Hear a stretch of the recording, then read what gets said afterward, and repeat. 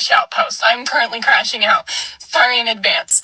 Women, do not get married and have kids unless you plan on and are capable of becoming a single mom. Because 9 times out of 10, 8 times out of 10, I don't know, statistically high, that's probably what's going to happen to you. Now, I love being a mom. I really do. And in fact, I quite enjoy most of the time being a single mom. This shit is not fair. The world is not set up for single moms. You will struggle. I don't care what job you have. I don't care how much you get paid. Especially in this economy right now, okay? The world is not set up for single mothers. It will be fucking hard. It will test you in ways that you didn't know that you could even be tested. You will have to fight for those kids, most likely. You will have to fight for those kids. You will have to wake up every morning and question, just real talk, if motherhood is really something that you want anymore, because these men make it so hard. They make it so hard to be a mom. They take away all of the tender moments of motherhood that you could have had, but you were stuck in survival mode. So you didn't even really get to enjoy it. You're just fucking surviving, trying to raise these kids, trying to do the best you can. And you get $250 a month.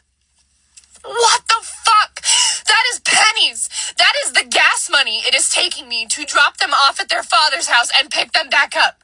$250 a month. And my ex is a nurse. $250 a month. I'm sorry. I don't even know if I'm going to post this. These men will take everything from you. They will promise you so much. They will promise you so much. And it will feel great at first. It will feel peaceful at first. And for some fucking reason, when you have their child, they will abandon you. They will discard you. Even if they don't cheat, even if they don't do anything significant, they'll emotionally turn away from you to the point where you leave. I left. I can't be in that.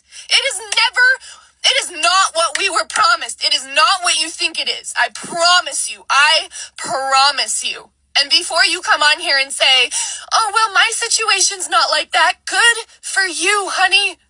You are in the 1% of women that are very lucky. Because the rest of us don't have that.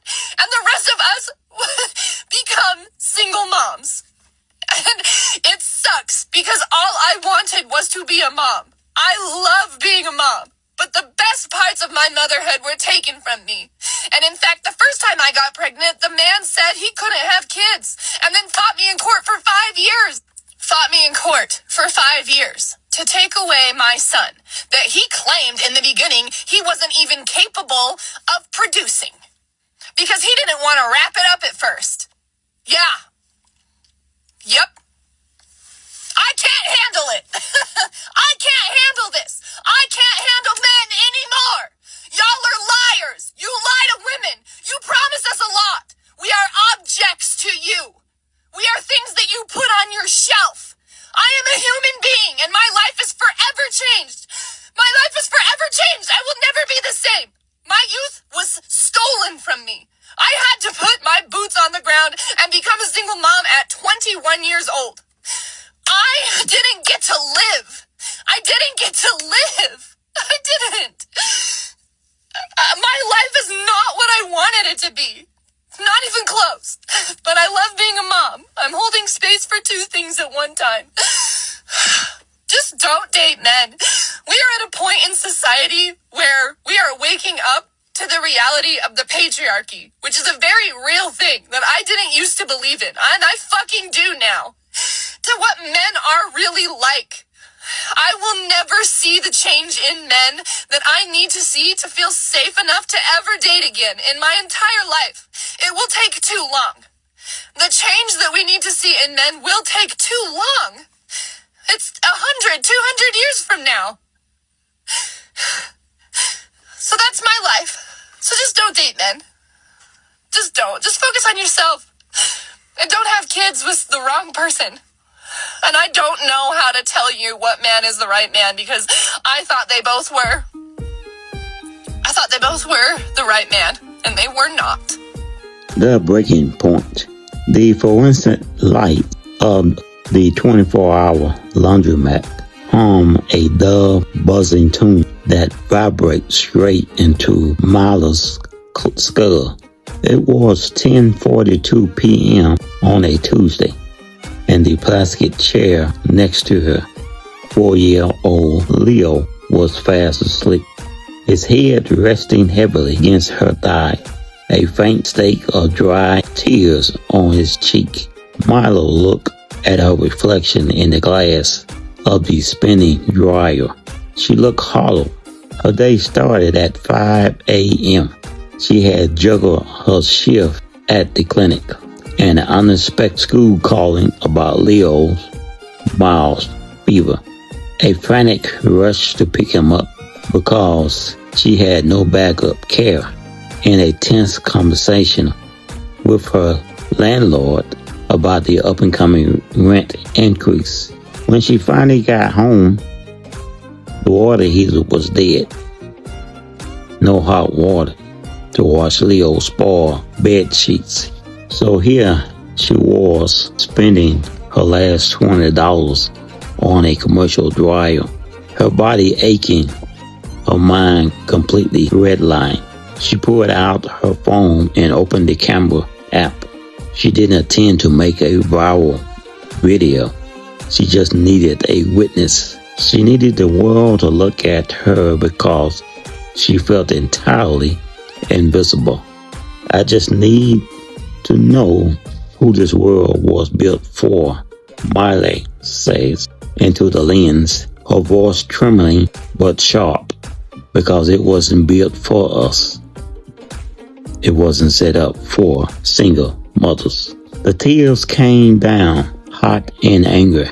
It wasn't a soft cry. It was a full, agonizing crash out.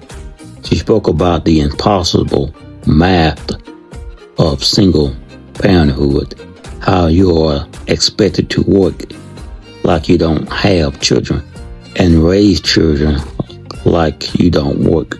She spoke about the absolute isolation of carrying an entire human life on your back while society tells you to just hustle harder.